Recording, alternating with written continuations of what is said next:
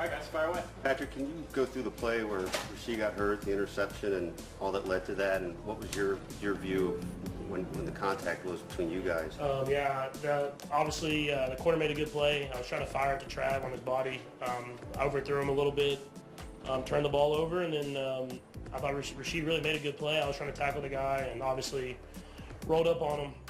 But if I just don't turn the ball over, that never happens, so you just got to try to get better at that. Could you tell right away it was something that was going to take him out of the game?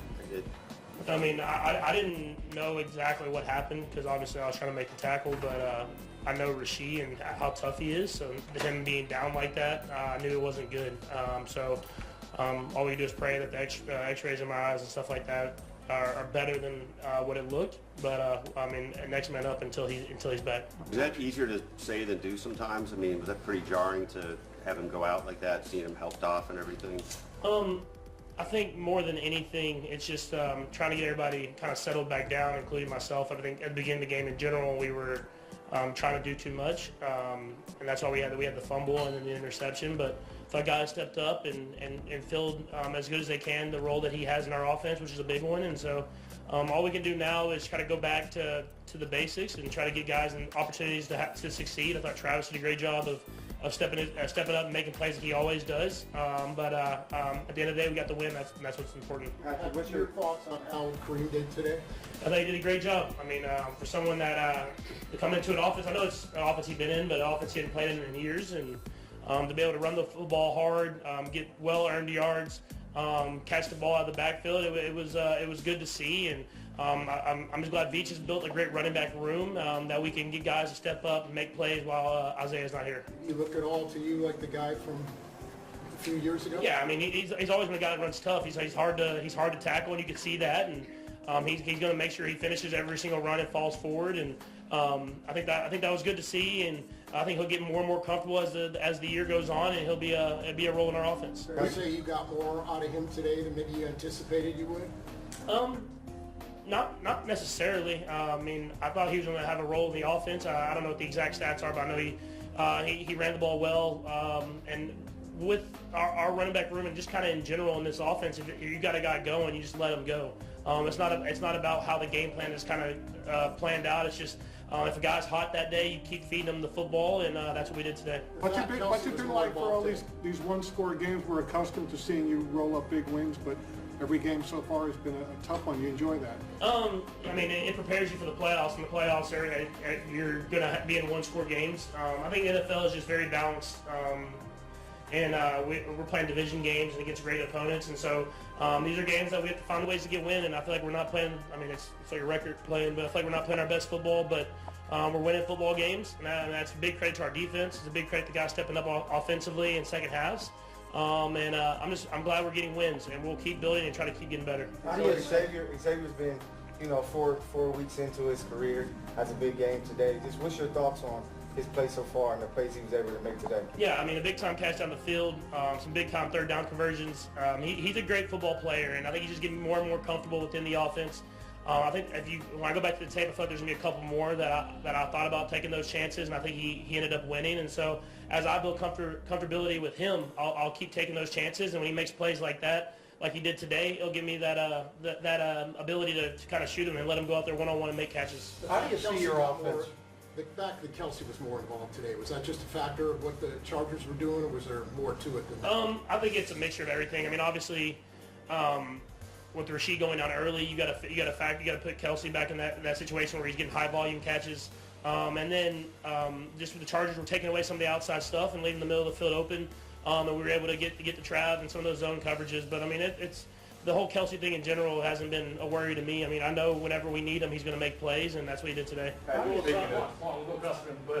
Patrick, two quick things. One, could you just take us through the key to the touchdown pass to Xavier? It looked like the stutter move, but also you just let it fly. And then one other quick thing after that. Yeah, I mean, I told him if the safety comes down, I'm throwing it pretty much as far as I can and letting him go catch it, and that's what he did. And what was your second question? Just about, and is there any particular significance to knowing this is your 100th regular season start? Does that mark anything for you? I mean, it's cool because, I mean, I know how hard it is in the NFL, and, I mean, we've been blessed to play in a lot of games, a lot of big games, and win a couple Super Bowls here. But at the end of the day, you don't take it for granted, man. I mean, you're on a platform that you dreamed of as a little kid, and I think I try to enjoy those moments and have 100 games in. I'm going to enjoy this moment, and then we're going to move on because that's how the NFL works.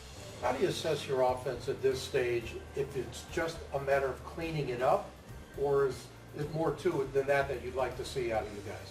I think it's a matter of cleaning it up. I mean, we scored 17 and we scored in the 20s these last few weeks, and I feel like it's just a play here and there. It's the interception I throw to Travis, I put on his body, that gets a drive going. It's we have a fumble in the red zone on the first drive where we got some momentum going, and in this league, if you're scoring upper 20s to lower 30s, that's good football, that's good offense, and so we're close. I mean, Coach Reed's saying we keep preaching it. I know some Chiefs fans are probably annoyed by it, but that's all you can do in this league is keep pushing and pushing to get better, and I think it's going to pay off in the end. Steve? Patrick, you talked about Travis a little bit. Your receivers decided to wear the Kelce shirts. Can you talk about that?